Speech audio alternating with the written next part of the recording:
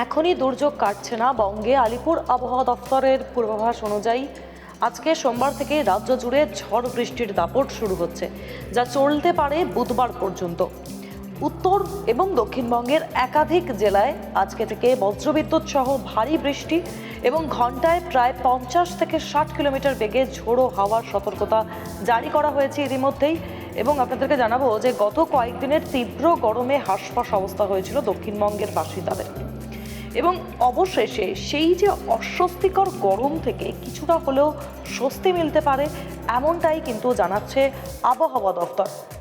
আজকে সোমবার আর ঠিক আজ বিকেল বা সন্ধ্যার পর থেকেই দক্ষিণবঙ্গের একাধিক জেলায় কালবৈশাখীর পরিস্থিতি তৈরি হতে পারে, এবং এর পাশাপাশি করে যেই জায়গাগুলোতে বিশেষ করে প্রভাব পড়তে পারে সেগুলি হলো নদিয়া, মুর্শিদাবাদ, পূর্ব এবং পশ্চিম বর্ধমান, বীরভূম, উত্তর 24 পরগনা। প্রবল ঝড় বৃষ্টির সম্ভাবনা রয়েছে এই সব জেলাগুলিতে। এছাড়াও কলকাতা সহ গাঙ্গেয় দক্ষিণবঙ্গের একাধিক জেলাতে সেখানেও বিক্ষিপ্ত ঝড় বৃষ্টির পূর্বাভাস দেওয়া হয়েছে আলিপুর আবহাওয়া দপ্তরের মারফত।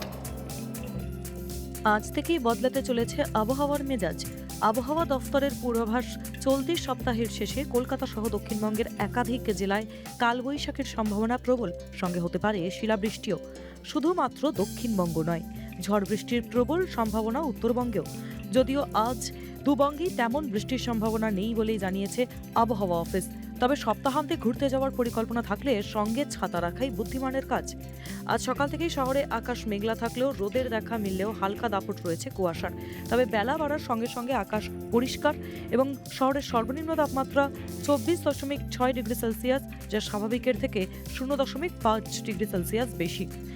কলকাতার সর্বোচ্চ তাপমাত্রা 40 ডিগ্রি সেলসিয়াস, যা স্বাভাবিকের থেকে 2.8 ডিগ্রি সেলসিয়াস কম। অর্থাৎ সর্বোচ্চ তাপমাত্রা এখন স্বাভাবিকের নিচে থাকলেও ধীরে ধীরে বাড়ছে দিন ও রাতের তাপমাত্রা। তবে শুক্রবার থেকে আবহাওয়ার পরিবর্তনের সম্ভাবনা প্রবল। শুক্রবার থেকে রবিবার পর্যন্ত মেঘলা আকাশ এবং ঝড় বৃষ্টির সম্ভাবনা রয়েছে কলকাতায়, সঙ্গে চলতে পারে কালবৈশাখীর দাপট। চলতি সপ্তাহে দক্ষিণবঙ্গে জারি থাকবে কুয়াশার দাপট, তবে তাপমাত্রা বাড়ছে ধীরে ধীরে।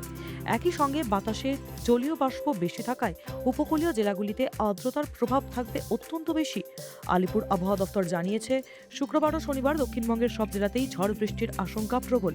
বিশেষ করে পুরুলিয়া, বাঁকুড়া, ঝাড়গ্রাম, পশ্চিম মেদিনীপুর এবং পূর্ব বর্ধমান জেলার কিছু অংশে 50 থেকে 60 কিলোমিটার প্রতি ঘন্টা গতিবেগে বইতে পারে দমকা ঝোড়ো হাওয়া, সঙ্গে সম্ভাবনা রয়েছে শিলাবৃষ্টির। উত্তরবঙ্গের উপরে 6 জেলায় আজ দুর্যোগের পরিস্থিতি তৈরি হয়েছে। ভারী বৃষ্টি, শিলাবৃষ্টি এবং কালবৈশাখীর সম্ভাবনাও রয়েছে।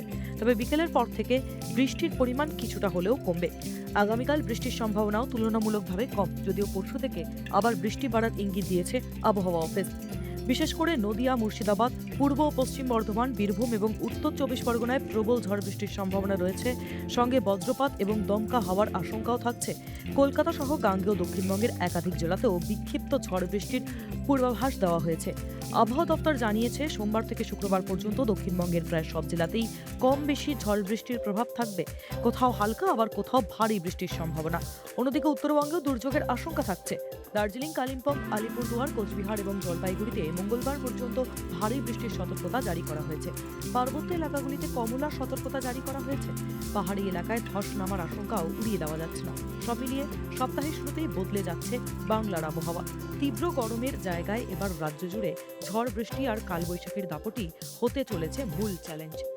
টাইমস নাও খবর।